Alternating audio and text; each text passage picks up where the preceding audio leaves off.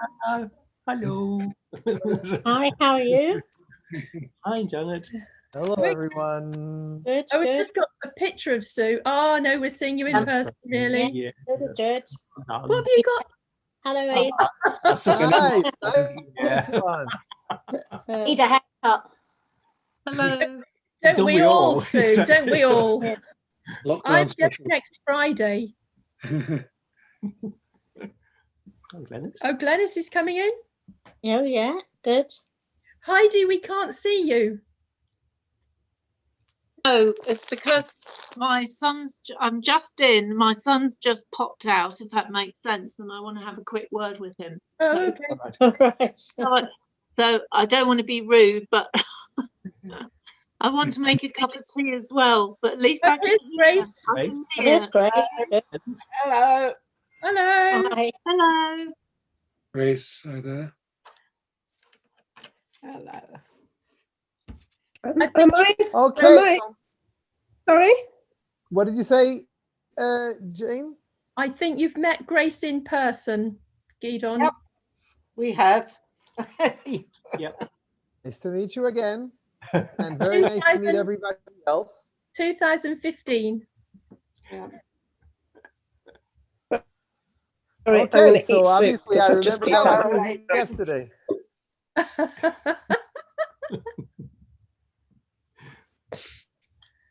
Okay, well, welcome everyone. What time is it over there in Jersey now? 1 minute past 7. So you're 2 hours behind me. Here in Israel, it is 9 p.m. All right. I think, Gidon, I think people better mute themselves because there's quite a lot of feedback going on. You don't have to mute yourselves because I'm going to mute everybody. All right. There you go. Ha ha. Only I can talk. Which I don't really like so much. I like a little bit of feedback, but that's okay. Actually, I do believe that anybody can unmute themselves when they feel like it. Alan, can you unmute yourself a moment to see if that really works? It does really work. Yes, yeah. okay. Good. So I'll mute you again. Very good. And I'm going to admit Alex, Diane, and Jane. This is good. That's already more than you expected, Alan. Here we are, 12 of us. So welcome everyone. Alan, Alex, Glennie in alphabetical order. Grace, Heidi, Adrian, he's out of alphabetical order because it's called iPad. Jane, Janet, Sue, and Terry, and that's all of you.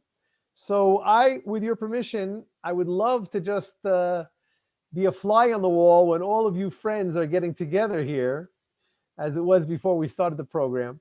But with your permission, I will change to speaker view. And unfortunately not see all of you, but see enough of you to know that you're still around. Now, the ground rules are like this. I'm going to talk.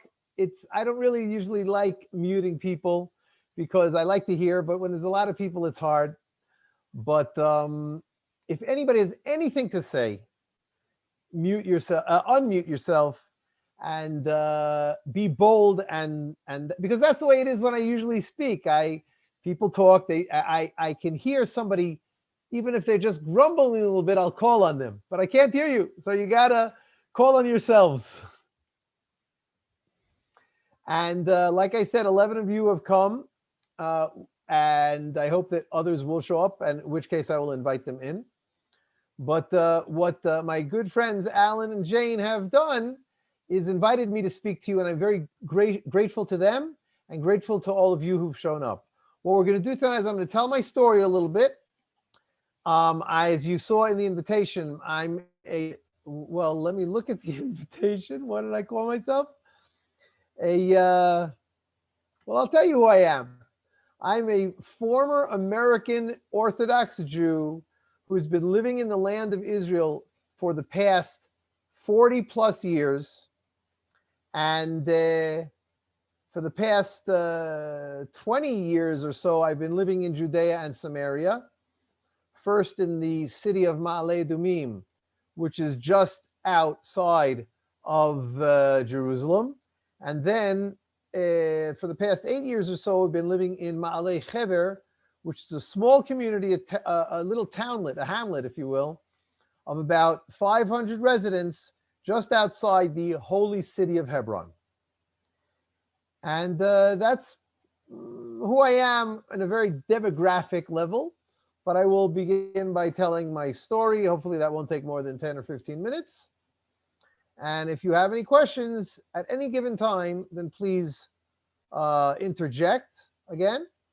But certainly when I'm done with my story, that'll be the time for you to really ask questions. So that's when I will hopefully hear. And of course, better than, well, maybe not better, by all means use the chat feature that I hope that all some of you are familiar with. If you've made it so far, you're probably familiar enough with Zoom that you know that there's a chat feature. Okay.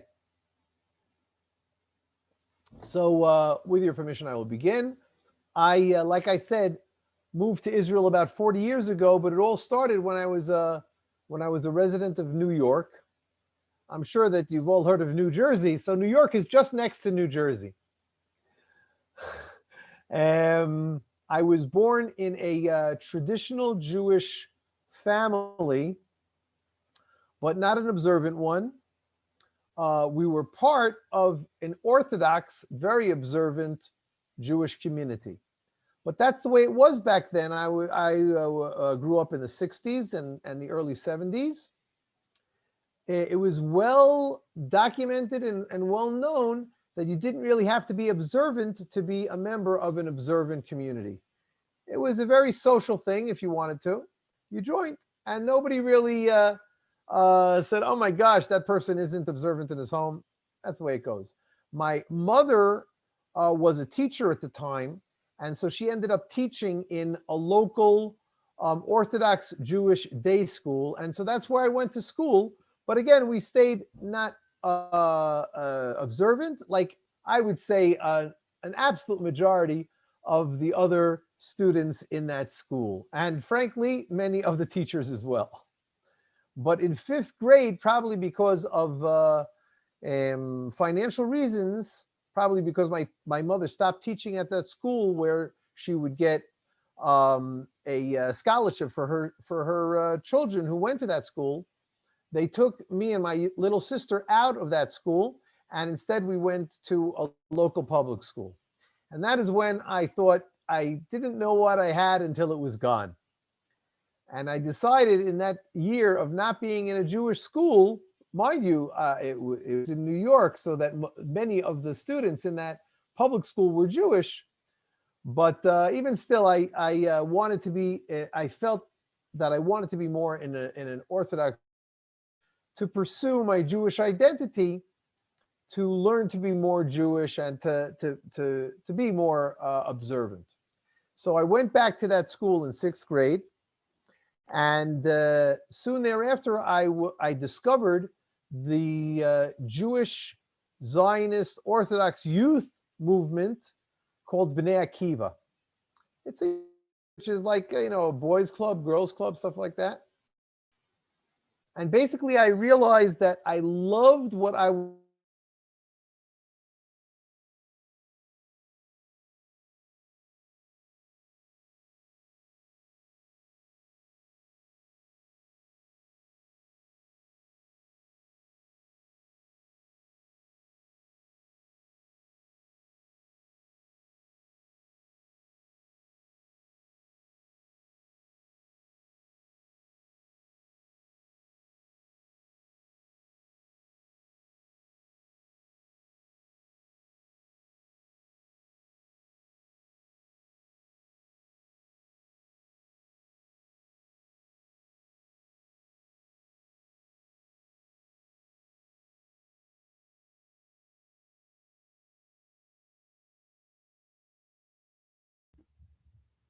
Oh, it seems that I don't know what's happened, but we've just had a message to say we're the hosts now. So hopefully, can you hear us? So hopefully Gidon will try and get back in. Slightly unfortunate. It must be his end, I think. Oh, he's back. Okay, you're back. It's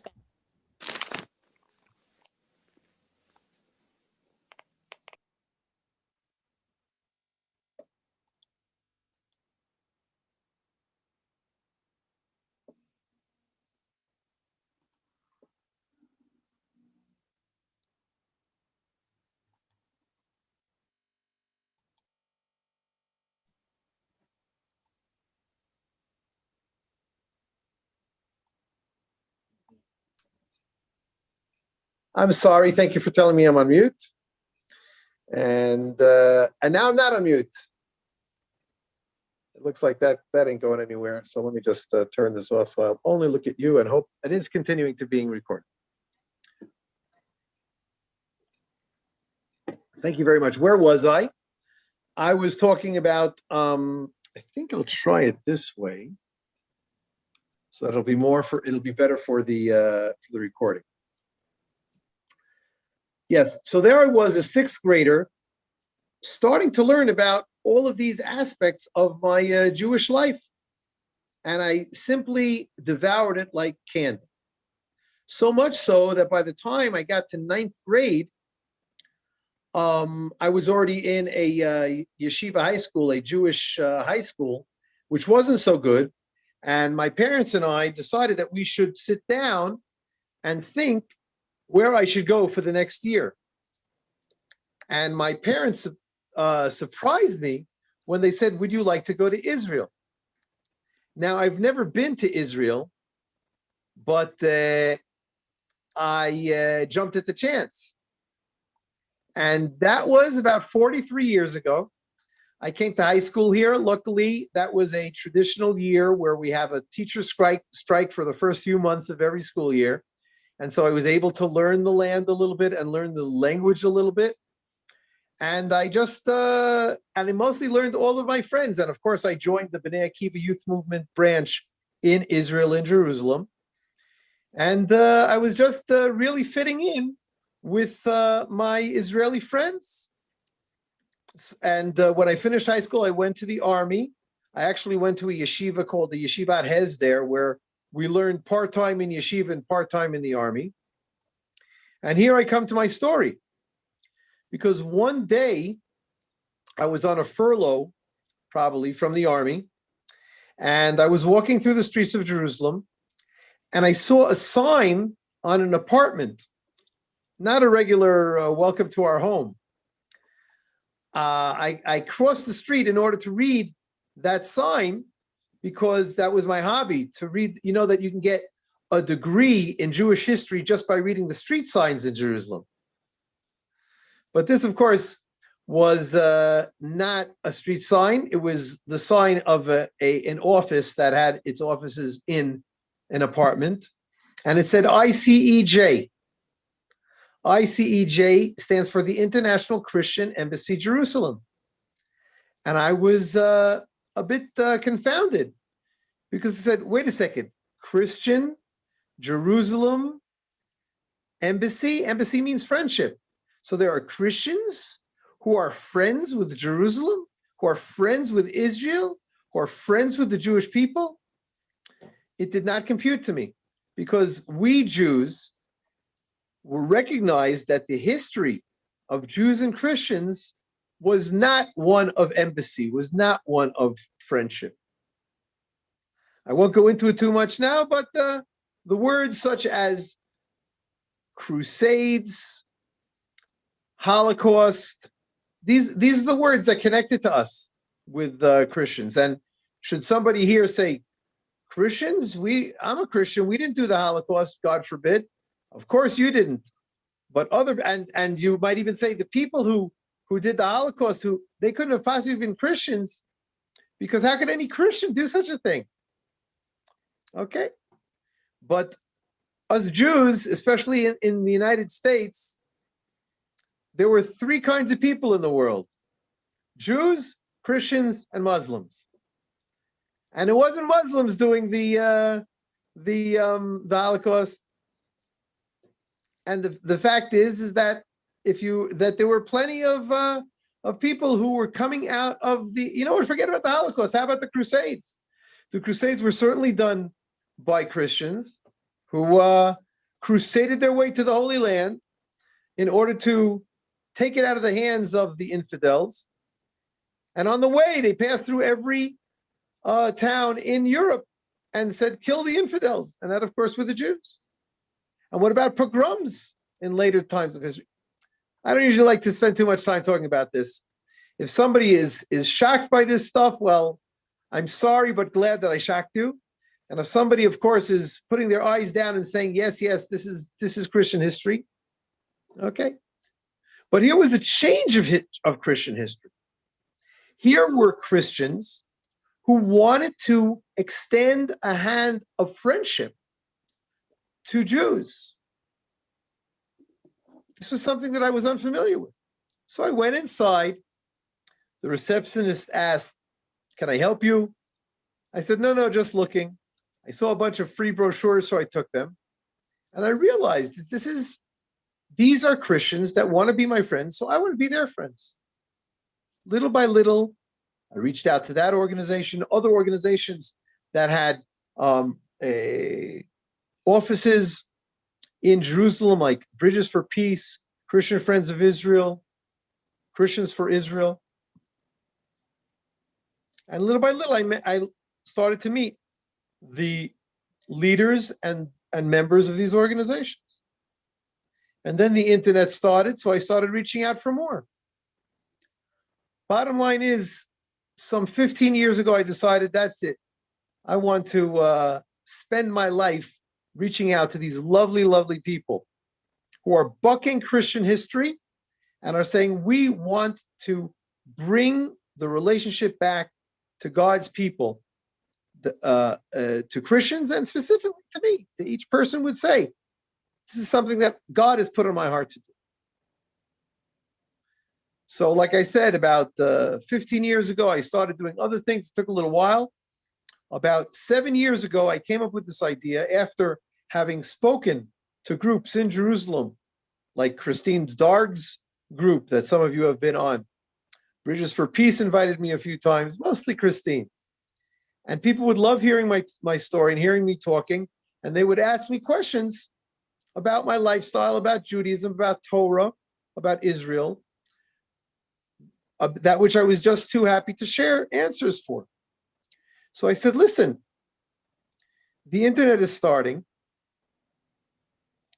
Why don't I create an online yeshiva? A yeshiva, of course, is a Jewish school for Christians, where I will teach whatever I feel like teaching, whatever my students feel like learning. And whoever feels like learning will come. So that I shared that idea with a group on the old city walls near Jaffa Gate. And all of the people in the group said, hallelujah. And one gentleman from the group stepped up to me and said, I want to be your first student. And that ultimately was my good friend Bob Odell. By then, I didn't know him, but since then, I've known him very well. Bob Odell, who had been in high tech and had retired from there. And he said, I'm here because God has put on my heart to help an Orthodox Jew establish a business in Israel. And God has told me, Gidon, you're the one. Okay, so who am I to argue with God? So ultimately, we created Root Source, which became a platform for Jews, for pro-Israel Christians and Orthodox Jewish Israelis mostly, to engage with each other, primarily through studying together the common roots of our faith. And that is what Root Source is. root-source.com, if you can look it up. Root like a tree, source like water. And today we've expanded to include about a dozen teachers teaching topics such as the temple, Jewish prayer, women in the Bible, introduction to biblical Hebrew, Jewish history, all sorts of topics like that, the land of Israel. Like I said, right now we have about a dozen teachers, about 1,000 lessons have been recorded, and over 50,000 Christians have subscribed to our newsletter. And we are now at a very exciting point where we've changed from a subscription-based model to a free model. Freely ye have received, freely ye shall give. And we're right now working on the website. Hopefully, we're going to have all of the lessons up within a few weeks. And then we're going to reach out to more teachers. Today, like I said, we have about a dozen teachers. I hope that by the end of 2021, to have 10 times that many teachers, about 100, 150 teachers. And hopefully we'll be able to expand our reach from 50,000 to 100,000 or more. That is Root Source. So that is what I have talked about.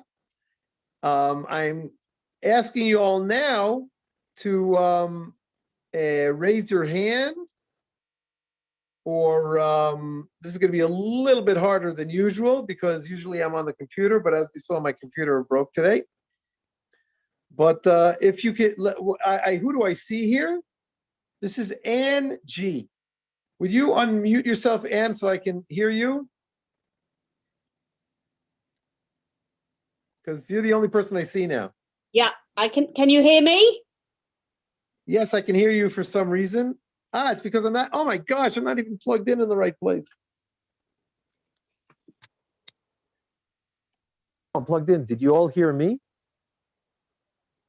Ann? Yeah, I can hear you. I can hear you fine. Do you hear me better than before? No, I hear you exactly the same. That's good to know. All right.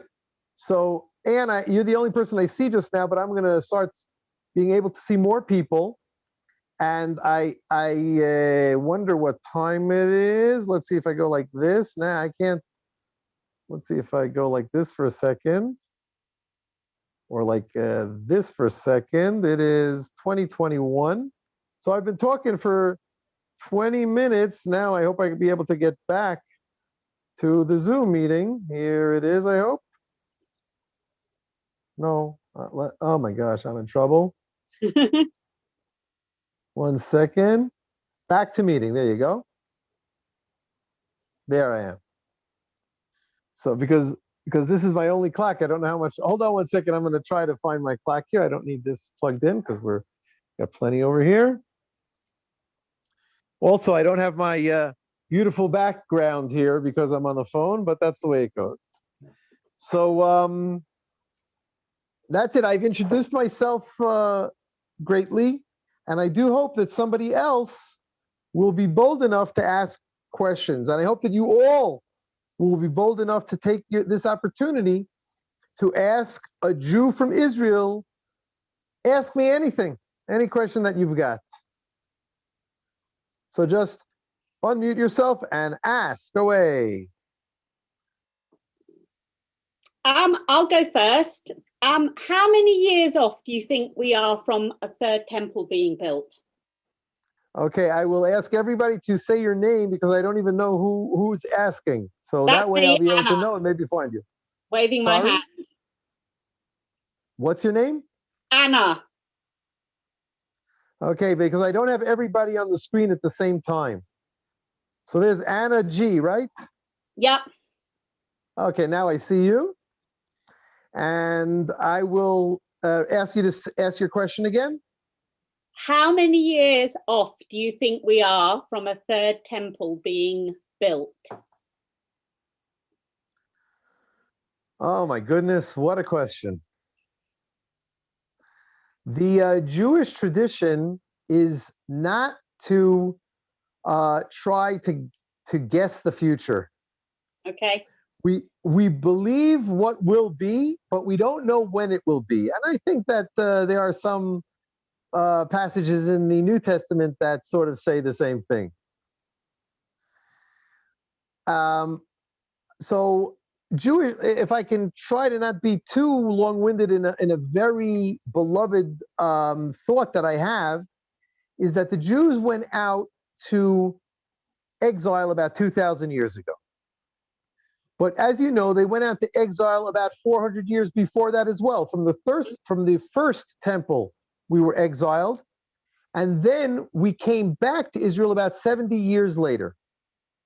So I believe that after the second temple exile, the Jews were expecting, half hoping, half expecting, that they would come back after 70 years as well.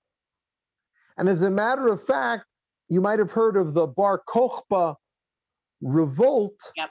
That was about 70 years after the destruction of the Second Temple. Unfortunately, that Second Temple, that revolt failed, and the exile continued and continued. And I think that Jews started losing faith that there would be an opportunity to return to the land of Israel and establish a third commonwealth with the temple in its center. And so they little by little turned that hope into a divine hope that God will bring us back. Not that, obviously they believe that God brought them back, but if you read the book of Ezra and Nehemiah, you will see that it was mostly a very natural kind of return. It was, as opposed to what Isaiah prophesies, for example, that I will bring you back on the wings of eagles. So if you read Isaiah, you say, well, I guess God will bring us back on the wings of eagles. We'll just sit around here waiting for that eagle to land and pick us up and take us back. Now, I believe that happened in 1948. For the first time in history, certainly since the Second Temple period, and probably even before that, a majority of Jews already live in the land of Israel. It took 70 years. And some people will argue with that and say, no, we're 48%. But I think it's happening extremely quickly. Within 100 years, we went from barely 3% of world Jewry to almost 50%. And I think it's happening faster and faster. Right now, we're in COVID-19 or coronavirus, however you call it over there. Aliyah has all but stopped.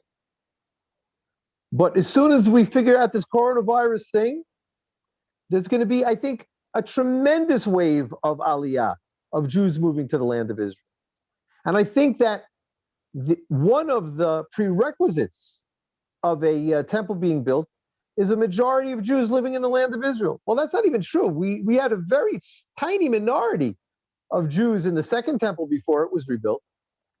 I think the real prerequisite for the temple being built is for the Jews wanting to build the temple.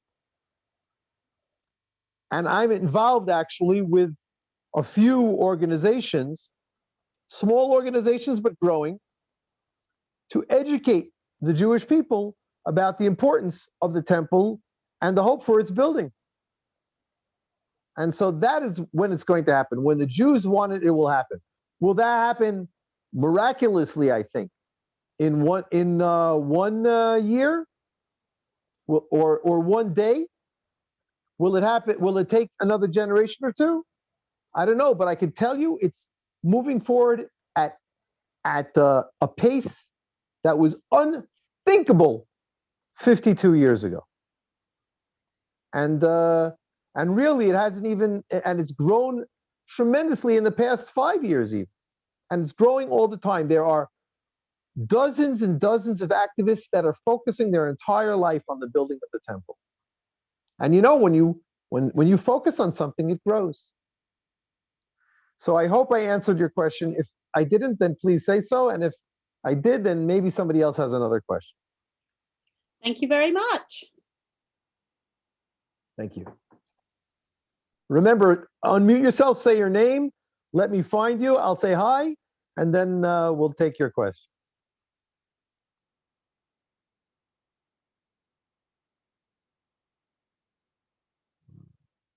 I can see some people are thinking, should I or shouldn't I? Hello, this is Paul speaking. That's Paul? Yeah, on Diane's video. Okay, hello, Paul and Diane. Thank you very much. Okay, I have two questions for you. The first one is, whereabouts do you live in Israel? And the second one is, with Aliyah, where are all these Jews returning to Israel going to go if it's such a small country? Okay, so I don't... Paul came in late, so he's already said where he lives, but Sorry. No, I'll repeat it because I will focus on it more. I live in a small community called Ma'alei Hever, which is just outside of the holy city of Hebron. And unfortunately, I can't share what I usually share is my picture. Maybe some of you came on time, saw the beautiful desert, which is my backyard. So I live in a place that many of the people in the world who have any idea what they're talking about, and there aren't too many of them, call the West Bank or Judea and Samaria. I see Jane, Pat, Diane, and Anna. So if you guys could nod, if what I'm saying, you know. Judea and Samaria, which again, I wish I had a computer, then I would show you the map of Israel, exactly where I live. But again, Judea and Samaria, the bottom half of the West Bank is called Judea. That's where the tribe of Judah lived in tribal times, in Joshua's time, until all the way till the end of the biblical times. And the northern part is called Samaria, which was the kingdom of the 10 tribes. So my son lives right near Nablus or Shechem, which is very near the capital of Samaria, with his wife and my grandson. I let him. He's on loan to them, and I live near Hebron with my wife and 2 daughters who aren't married, and my other 2 children. One lives in not far from us, near Beersheba, and the other lives in Safed, much further north. And I'm also, actually didn't mention it, I'm a member of Benjamin Netanyahu's Likud party. I'm a member of the Central Committee. So it's political time now. We're having elections in about a month. Tonight are all of the lists. All of the parties have to submit their lists, and that's a cutoff who can run. I don't know how it works in Jersey. I understand that you guys are part of the UK, so your prime minister is no, you're not part of the UK. Tell me, Paul, what are you guys part of? You're an independent state? We're a crown dependency, which basically means we're responsible for all our own affairs, except for foreign affairs, which the UK looks after. Unfortunately, the only time we asked them to do that for us was during the Second World War, and we were occupied by the Germans. So you had one job, as they say. Yeah. They had one job and they blew it. Very good. But when you say foreign affairs, that sounds like military defense affairs. Well, anything to do with foreign affairs, anything to do with foreign activities, not just only military, but certainly diplomatic. And even as we've unfortunately been involved with the Brexit negotiations, we have been subject to what the UK has decided, as opposed to having too much influence on what would happen ourselves. Very interesting. Very interesting. Very interesting. Okay, I'll learn about that more some other time. You guys all know that, so I'm not going to spend your time hearing that. But maybe somebody here would like to have a discussion with me on another Zoom, and we'll talk a little bit more about Jersey for my Israeli friends. So your first question is where I live, and the second question, what was it? It was about Aliyah. With so many Jews returning to Israel, it's a small country, and it presumably is getting quite full. Where are they all going to go, since you have only a limited amount of land? So, b'chol zot, I will try to turn on my computer, and I don't think I'll succeed. 1 second. Oh, I know what the prompt. Let me see if that'll work. Okay, everybody, give up a little prayer to the gods of the internet. See if it'll work. 1 second. Ah, hallelujah! It's worked. Okay, so let me look up Israel here on Wikipedia, because that's where I know everything. 1 second. Wikipedia. Second. I like talking about nothing, but about things I don't know about, and just pretending to give numbers, but I prefer to give real numbers. So while I'm looking up Israel, you guys look up Jersey and tell me how many people live there and how big it is. Do you want me to answer that for you, Gidon? Yes, please. Okay. Yes, The please. population is just over 100,000 people, probably about 110, Okay. and the island is 8 miles by 5. Nine 8 miles by 5. Yeah, So in other words, so you have about 100,000 people to about 40 square miles, right? maybe 45. Okay, I like rounding to the nearest zero. So Israel has about 9 million people in about 8,000 square miles. Okay. So you said, so that means you are about 1/2 of 1% of the size of Israel. Does that sound right? Because if I take 8,000 and I divide it by 100, it comes out to 80. So that's 1%. And half of that is 40, and that's about how big you are. So you're 1/2 of 1% of the size. So that means we are 200 times bigger than you size-wise. And you said you're 100,000 times, let's say times 10 is 1 million, times 100 is 10 million, times 200 is 20 million, right? So that means that if we have the same, I'm good at mathematics very quickly.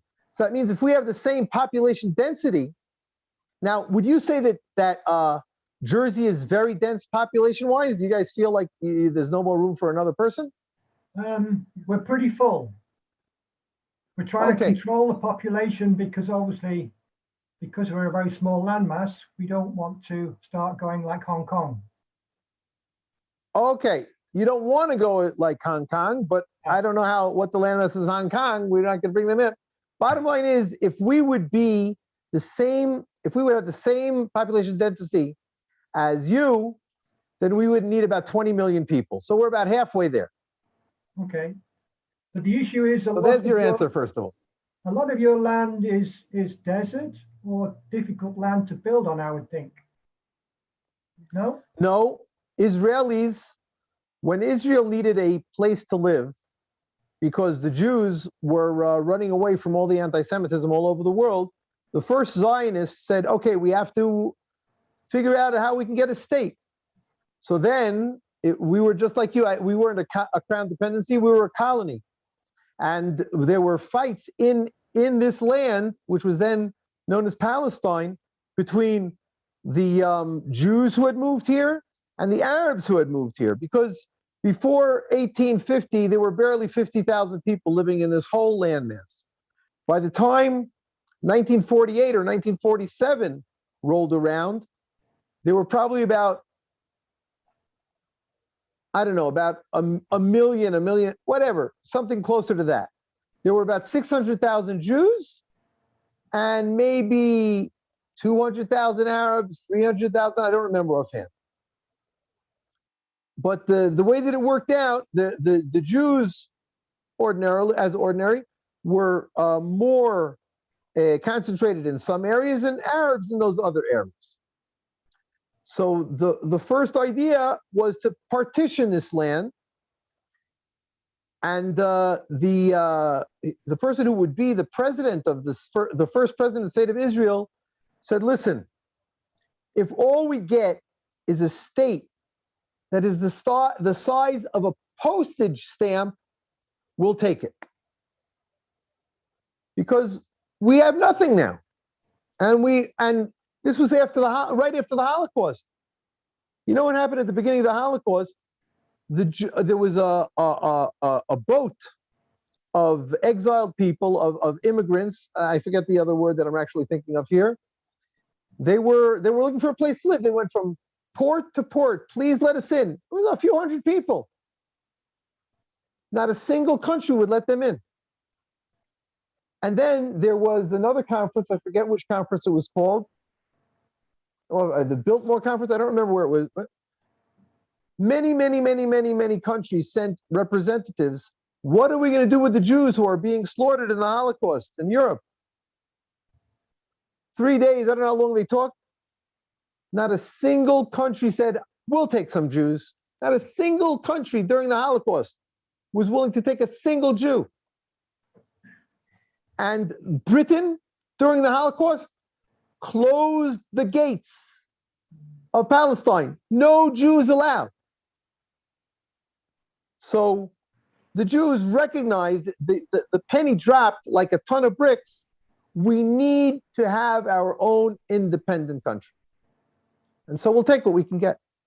But thank God we managed to take what was ultimately partitioned to us and liberate a little bit more of it, until ultimately that was during 1948 war. And then in 1967, we managed to get the other quarter of the British mandate for the Jewish people, the Jewish homeland. Of course, the three quarters were what is today the state of Jordan, which was given on a silver platter to the Hashemite king. So that's how, and today, most people are happy to live in the Hong Kong type city of Tel Aviv and its whatchamacallit, the metropolitan area. And people love to live in the metropolitan area. And hey, I can live in a high rise in a Trump Tower, Tel Aviv, with 80 stories. I'll do it. Some people, not me, baby. I live here in Judea and Samaria, where there's barely, like I said, we're 400 Jews living here, and there's desert all around. And we build here, and you can build anywhere in the world. The Jews are good at overcoming. If you say you'll need a miracle to do this, we'll say, okay, we specialize in those. Or you'll say it's impossible, or we like to say we specialize in the impossible. Miracles take a little longer.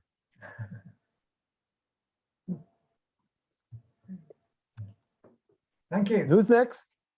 Thank you.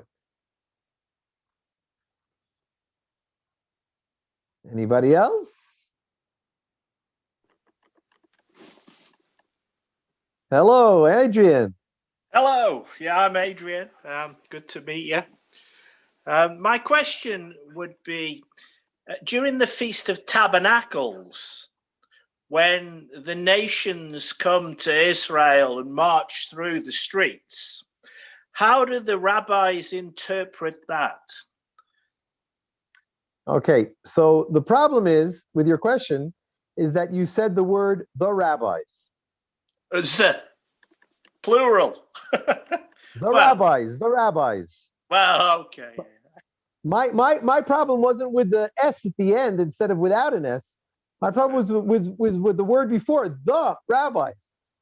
We have a phrase in Judaism: 2 Jews, 3 opinions. The same with Christians. Of course. Now, but the problem is that the Christians, the Jews, thinks that there are the Christians, and the Christians think that there are the Jews. But obviously I understood your question, and I will answer. But what's your opinion? I'll get to my opinion in a moment.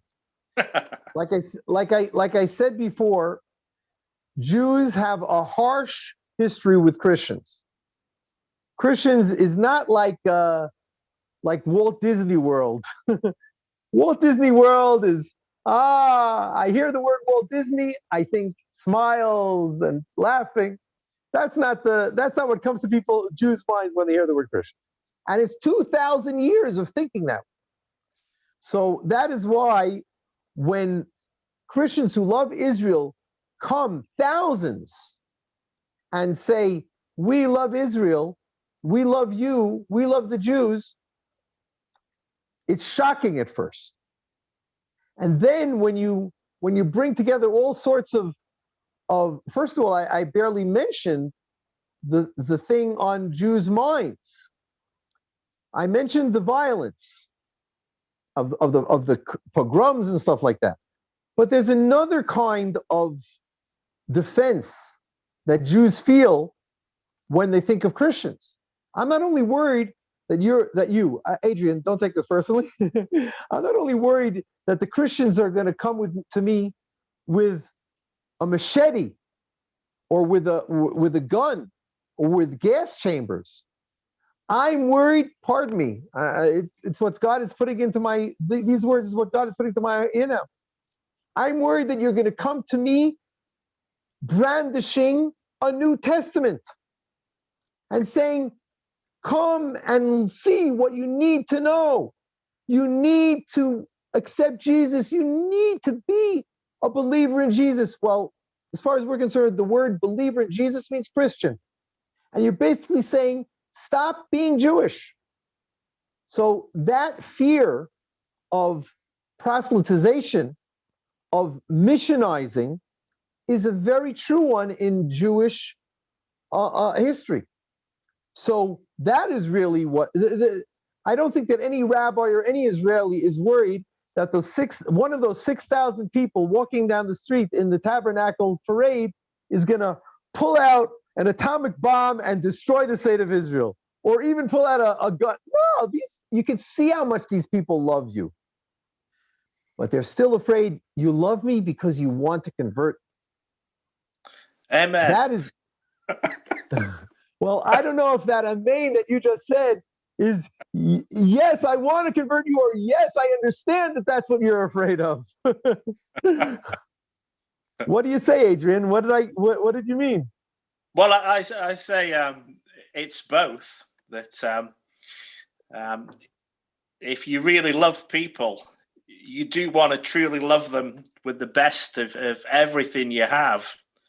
And if you sincerely believe that Yeshua in your heart is part of that package, yes, I'd be a liar not to want to share it. But it's not the only reason that we did that. I've done it a couple of times. It's not the only reason that we're there, but it is part of my reason. Yeah, I'll be honest. Adrian, how can I say in more than this word how much I appreciate your sincerity and your openness and your willingness to say that. I really appreciate it. And I don't know if everybody is on the same page as you, if people are more saying, no, but really the only reason that I care about Jews is in order that they have to be converted like everybody else in the world. Or people say, no, I recognize that God has put in my heart that that's not my mission. I'm just here to love them, or I'm here to help them. And I'm realizing that not only, again, you can't say the rabbis, you can't say the Christians, you can't even say the people in this Zoom call. Everybody is different. Amen. Yeah. And I'll tell you, I'll be with you in a moment, Grace. Thank you for being of one of the 4 people that I can see, and I saw that you were raising your hand.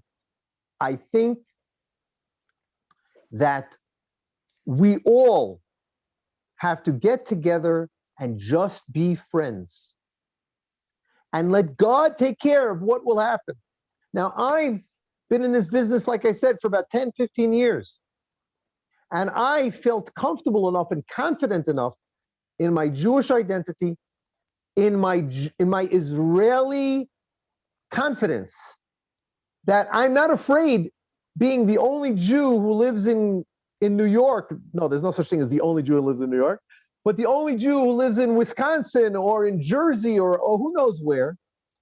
And I'm surrounded by Christians, and all my life I see Christmas trees, and my kids, they might actually become Christians. And that is scary, because when you think about it from a Jew's perspective, if a Jew becomes a Christian, then that's one less Jew. And then and that's called assimilation. And so if there's a 70% assimilation perspective, again, I'm not talking about the Jews who become truly believers in Yeshua. As you know, most people are secular. So it doesn't make that much of a difference to me if my cousin is secular or if he's Christian. He's not Jewish anymore. Well, it's not really my cousin, it's my cousin's children and grandchildren, that they have no connection to anything Jewish anymore. That's a tragedy, because then you wouldn't be Jewish anymore. Now, I know that there are Jews who to nowadays, over the past few decades, there are Jews who are not only holding on to their Jewish identity, yet believing in Yeshua, but they're being encouraged to do that. to not abandon their Jewish identity. Yeah. Do you not think that? Sorry, Pardon do me? you not think that is a way that the Jewish people can be fully Jewish and also believe Jesus is their Messiah rightfully? There is that possibility for some of your own brethren who choose that, you know. Obviously, I'm not Jewish, but you know, I do love the Jewish people, and know some Messianic believers who seem to have found that way of carrying on kosher and etc. But they do acknowledge Jesus as their Messiah. Some, a minority, of course, but the Messianic Jewish movement, if I can call it that, yeah, is a very fascinating phenomenon. And frankly, it is, I like to call it like this. I like to give this metaphor. Once upon a time, there were the Jews on one side of a big wall and the Christians on the other side of that big wall. And the Jewish people told their children, stay far away from that wall because you never know. On the other side of it, there's Christians. And then all of a sudden, the wall came down. And then the Jews said, "Oi, Gewalt! For sure they will run away." But then people noticed that all the Jews were wearing red shirts and all the Christians were wearing blue shirts. And they said, you know what? I'm not worried that I'm going to get mixed up. I'm wearing a red shirt. Everything's fine. So little by little, there was no more wall. So people could live all over the place and everybody knows who's who. Everything's okay. Red shirts, blue shirts.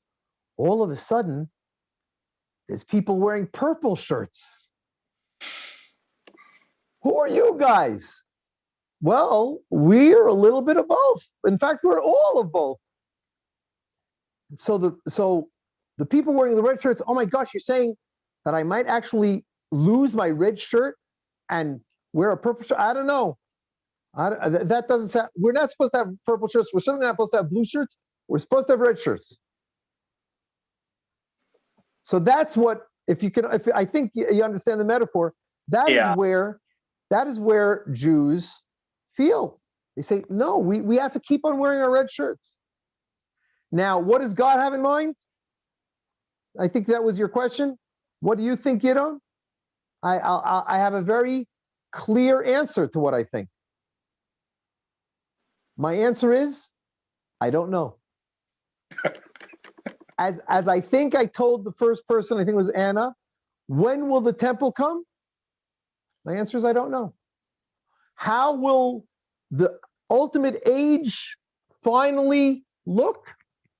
Will the Messiah be Jesus or Yeshua, or will it be somebody else? I don't know. Most Jews will say, I don't know, but I know one thing, it ain't going to be Jesus. I'm telling you that. Most, and when I say most, I mean about 99%. But after meeting with so many pro-Israel Christians, so many Jewish-loving believers in Yeshua, who are learning a lot about how to interact with Jews, it's not easy. We can be a very tough people, tough-neck people. But even the ability to engage with you, Adrian, there's barely a person in the world, barely an Orthodox Jew in the world that you could ask that question, and who would give you such an answer, such a sincere answer, such an open answer. And even me, if you would have asked that question in 5 years ago, I was it? What do I say now? I don't want to oppose. I don't want to offend. But that's the miracle of God, of what He's doing. He is taking two non-overlapping circles, Jews and Christians, that have so much that they don't have in common, but He's putting into their hearts, look how much you do have in common. Focus on that and be friends. and let me, says God, take care of the end times. You guys, the way that you can help the end times come from this perspective, there's a lot of things you can do to help the end times come, is just be friends based on mutual respect and love. There you go. Well, we are. Amen. Amen. Okay, Grace, you had raised your hand before. Thank you. Thank you. Unmute. Now, you've answered some of the questions. I was going to say, what's your relationship with the Messianic Jews? Because they don't stop being Jews because they believe in Yeshua. They're still very much Jewish. Okay. It's like this. I only can have relationships with people, well, pre-Zoom, I can only have relationships with people that I'm near. Right? That's the first thing. What is my relationship with the Jews of Utah? There's a state in the United States called Utah. Yeah. I'll bring it a little closer up. What is my relationship with the Jews in Jersey? Well, I don't know. I've never met one. So most Jews have never met a Messianic Jew. Certainly most Israelis. So from that perspective, the answer is I haven't met one yet. I'll tell you truthfully, me personally, I have met a number of Messianic Jews. And I have a very strict rule about who I'm willing to talk to. Very strict. I'm only willing to talk to people who I'm pretty sure that by the end of our conversation, I will emerge still alive and won't be killed. That's it. I have a red line, sorry. So I'm willing, certainly, to talk to anybody. So certainly I'm going to be willing to talk to Messianic Jews. And I have a few friends who are Messianic Jews. And I have a lot of Facebook Jew friends who are Messianic Jews, some of whom I've never spoken to or engaged with ever since I clicked accept friendship request. But that's just me. Most Jews, certainly Orthodox Jews, are their hair stands on end when they hear this idea of purple shirts. But if you, Grace, do you know any Messianic Jews?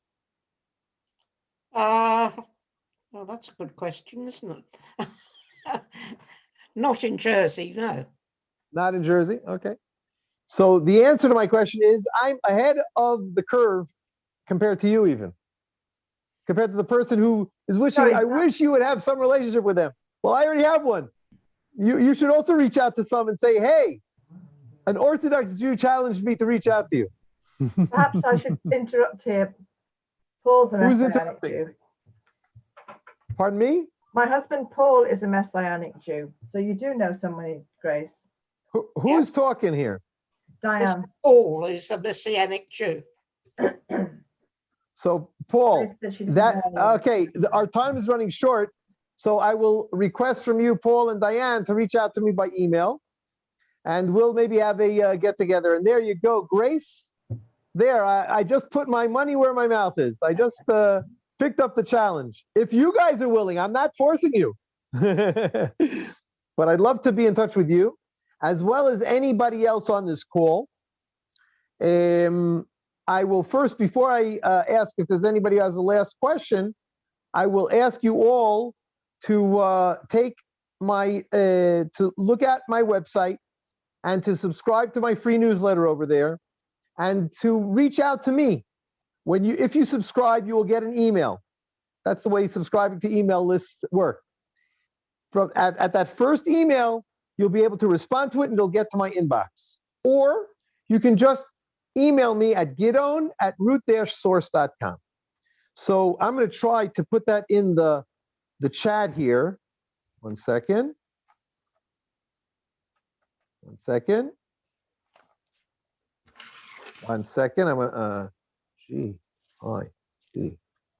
Gidon 1 second. At root dash. This is triple hard. SOUR.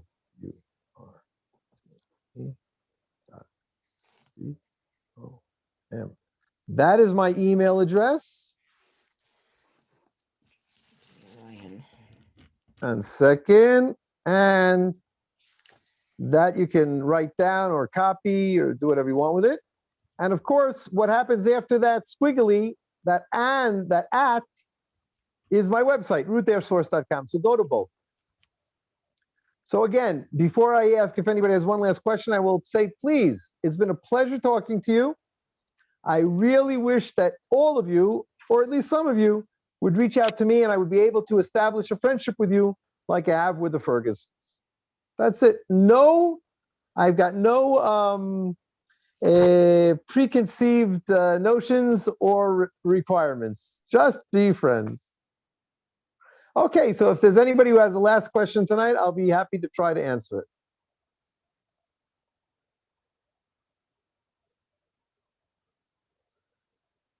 Five, 4, 3, 2. Okay, thank you very much. I think people realize that if they ask a question, it might take another 10 minutes for me to answer, and it's time for us to leave. So, Alan, Alan and Jane, would you please unmute yourselves? I hope that this evening went according to your expectations, or even better. I know it went better than my expectations because I had 0 expectations. Been good. It's been good, thank you, Gidon. Thank you. And we think that if people on this Zoom group would like to do it again, you'd be happy to do that. Is that right? Absolutely, absolutely. And also, what you can do, you can submit anonymous topics and questions that I would also be happy to things. Some people are uncomfortable talking like we did tonight, so we can do that also anonymously. And I would also encourage you, if you feel, to reach out to your friends and relatives and say, hey, this is an interesting guy, you should come to our next meeting. Thank you. Thank you. Okay, so let me move to here and say thank you all very much.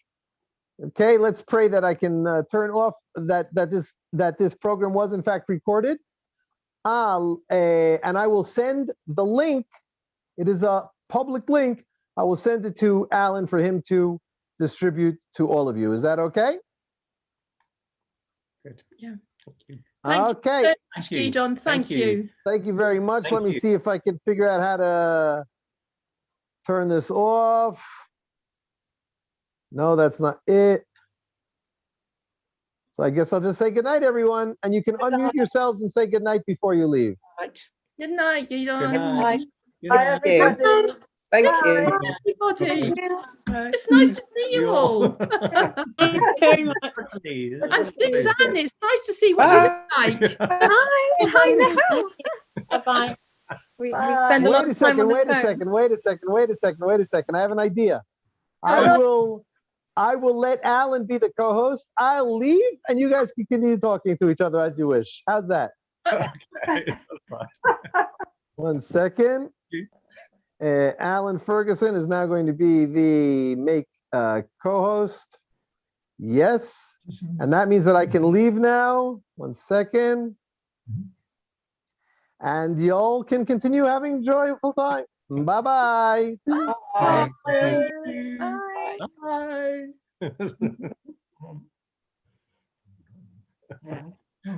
I think some people have left. Yeah. I wanted to ask Jane, how did you meet Gidon? In Israel with Christine Darg. Yeah. Yeah. And with him and Bob Odell. Yeah, look. Hello, Heidi. Hello, So- I've been here all the time. All right. Terry. Hi there. Very Hi nice there. to see Yeah, you. thank you. Hi there. And Yeah. I don't think anybody here knows Suzanne, who says she's Alex, but I think that's her husband's phone, isn't it? Well, it's his Zoom account. It's my phone, but his Zoom account that I'm using. Okay. So, yeah. So Hello, everyone. Suzanne, I until tonight I didn't know what she looked like. So I know Suzanne's through my work, and I speak to her from time to time going, Suzanne, I need a lawyer. I say. Anyway, and we just happened to have a conversation. I don't know how it happened. Anyway, I discovered Suzanne lived in Israel for a while. Yeah. Well, Interesting. Yeah. And Yeah. yes, When I was I for don't- 2 years between when I was 19 until I was 21. fantastic. and now you're a member at St. Paul's, aren't you? Yeah, that's right. Yeah. Yeah. So I lived in Jerusalem. I didn't like Tel Aviv. I didn't like the climate, but yeah, Jerusalem was fantastic. So yeah, so it was interesting, because I haven't been back for such a long time. Yeah, it was, just excites me, just the idea of even contemplating going back to Israel.